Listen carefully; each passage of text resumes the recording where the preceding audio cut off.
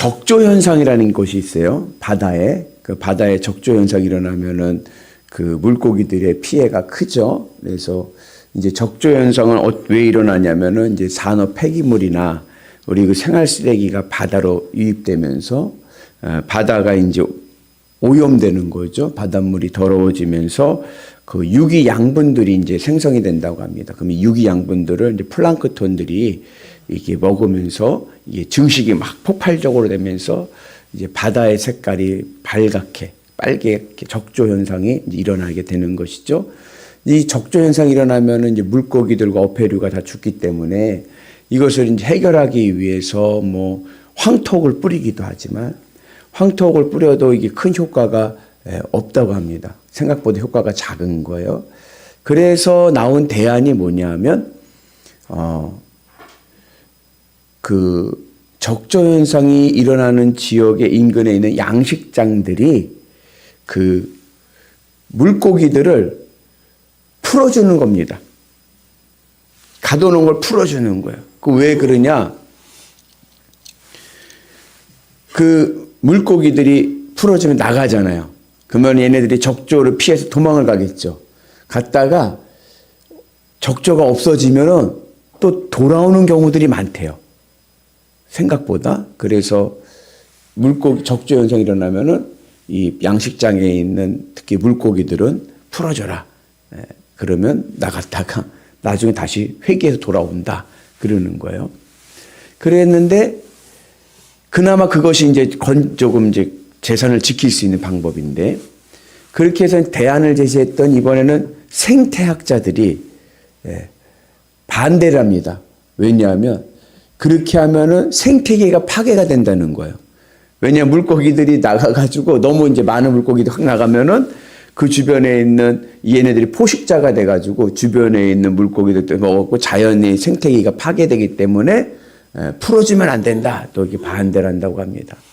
그래서 나온 얘기 그러면서 이제 학자들이 얘기하는 게 뭐냐? 자연은 이 세상의 자연은 손대면 될수록 망가진다.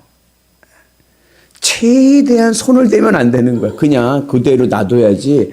자꾸 인간이 손을 대면 손을 댈수록 이게 낫겠지. 자꾸 만지는데 그 만지다 보면은 망가진다는 거예요. 오늘 말씀의 주된 내용이 이와 유사합니다. 오늘 그 22절의 말씀인데 한번 같이 볼까요? 피조물이 다 이제까지 함께 탄식하며 함께 고통을 겪고 있는 것을 우리가 아느니라. 여러분 이제 바울이 이 로마서를 쓸 때는 지금으로부터 대략 2000년 전이에요. 근데 피조물들이 탄식을 하는 게 우리는 산업혁명이 일어나고 세상에 산업화가 되면서 피조물이 탄식하는 줄 알았더니 그 이전에 2000년 전 바울 시대에도 피조물은 탄식을 하고 있다는 거예요. 왜 탄식을 하고 고통을 당합니까? 왜 이 세상에 있는 피조물들이 왜 탄식을 하고 왜 고통을 당합니까? 이유가 하나님의 자녀들이 없기 때문에 그런 거예요. 하나님의 자녀들, 하나님의 사람들이 나타나지 않기 때문에 그렇습니다.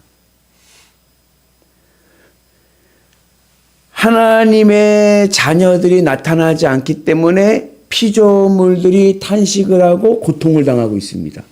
그러면 어떻게 하면 피조물들이 탄식을 멈추고 고통을 없어질까요? 하나님의 자녀들이 나타나면 되는 거예요. 왜 내 삶에 탄식이 일어납니까?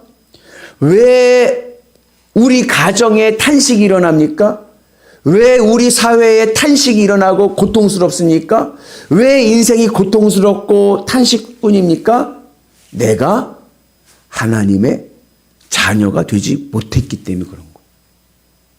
그러니까 내가 하나님의 자녀가 되면 내 삶에, 내 가정에, 내 일터에 탄식은 없어지고 고통도 없어지고 하나님의 은혜가 임하게 될 줄로 믿습니다. 그런데 문제는 뭐냐면 자꾸 내가 내 삶에 어떠한 일이 생기면 그걸 내가 자꾸 손을 대려고 하는 거예요. 내가 생각하고 내가 판단하고 하면서 내가 자꾸 만지려고 하는 거예요. 거기서부터 탄식이 일어나는 거예요. 그러면 우리가 어떻게 하나님의 자녀가 될 수 있을까? 하나님의 자녀가 되기 위한 필요한 조건이 하나 있습니다. 같이 봅니다.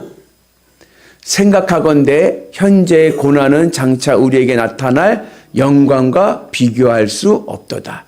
우리가 하나님의 자녀가 되어야, 하나님의 사람이 되어야 내 삶에 탄식이 없고 고통이 없어지는데, 그러기 위해 필요한 조건이 뭐예요? 현재의 고난이 있어야 돼요. 현재의 고난. 내가 현재의 고난을 당할 때 내가 하나님의 자녀가 됩니다.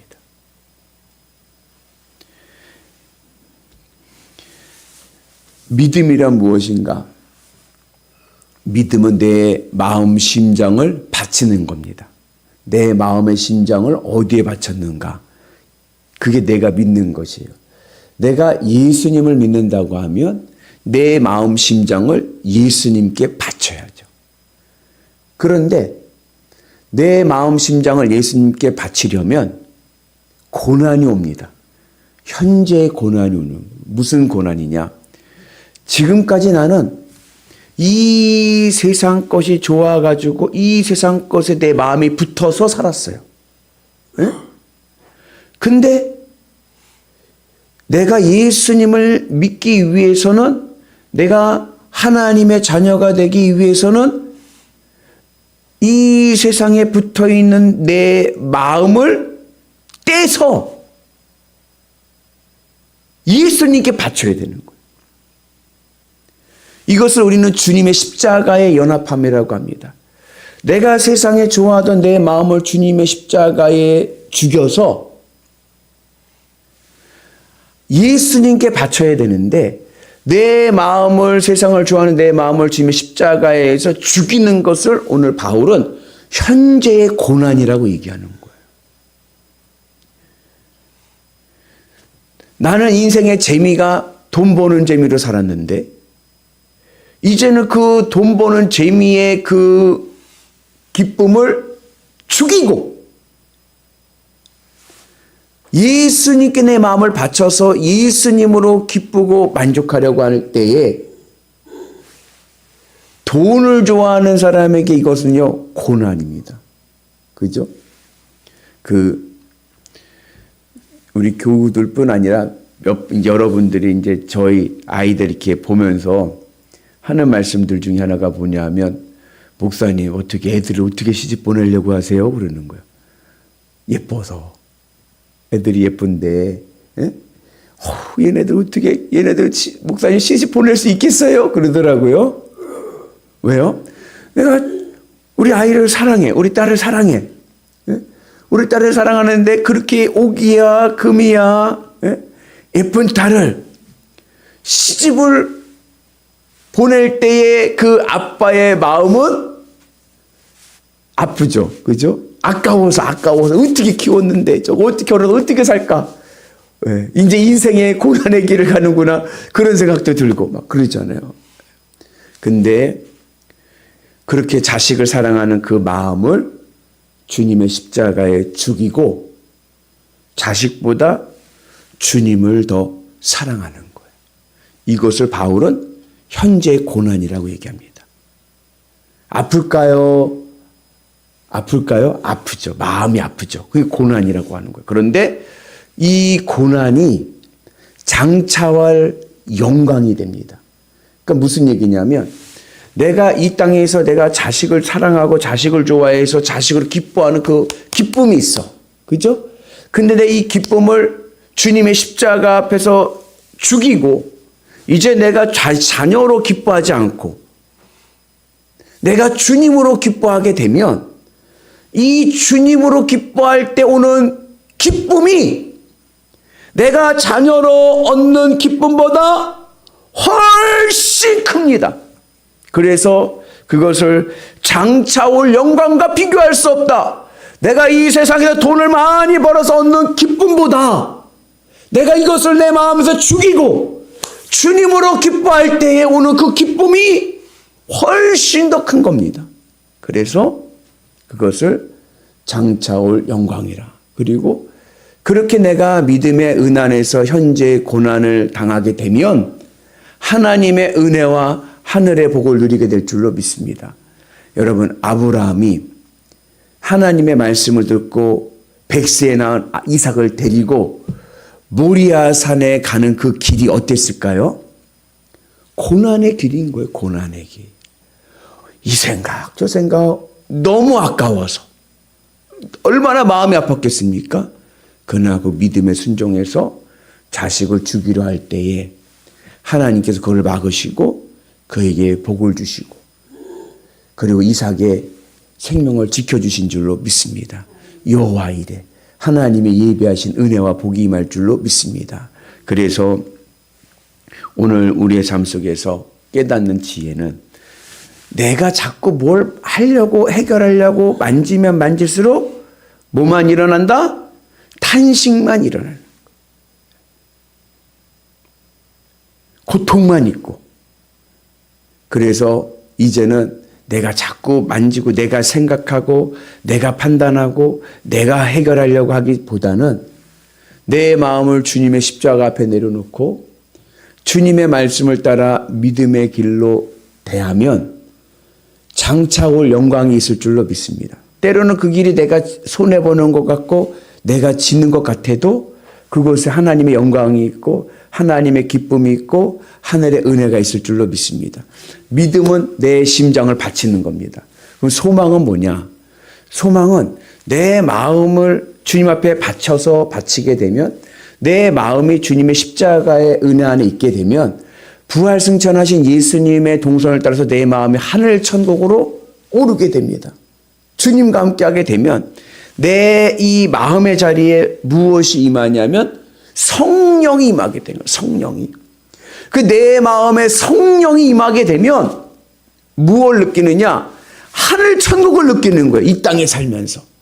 이 땅에 살면서 하늘 천국을 느끼니까 기쁨이 오는 거예요. 이게 소망이라는 겁니다. 환경은 어려워요. 이 땅에서 물리적인 환경은 힘들고 고난의 자리인데 어려운 자리인데 탄식의 자리인데 내 마음을 주님께 바쳐서 내 안에 성령이 임하시니까 하늘 천국의 은혜가 내 삶 속에 임하게 되니까 소망이 생기는 거. 기쁨과 감사가 임하게 될 줄로 믿습니다. 그래서 메리 크리스마스 오늘 성탄절인데 주님의 오심이 오늘 우리 가운데 임하셔서 오늘 우리도 현재의 고난을 두려워하지 마시고 세상 것 아까워하지 마세요. 하나님께서 다 지켜주시고 인도해 주실 줄로 믿습니다. 믿음의 은혜로 나가셔서 하늘의 복으로 장차 올 영광이 오늘 우리의 삶의 축복이 되기를 주님의 이름으로 축복합니다.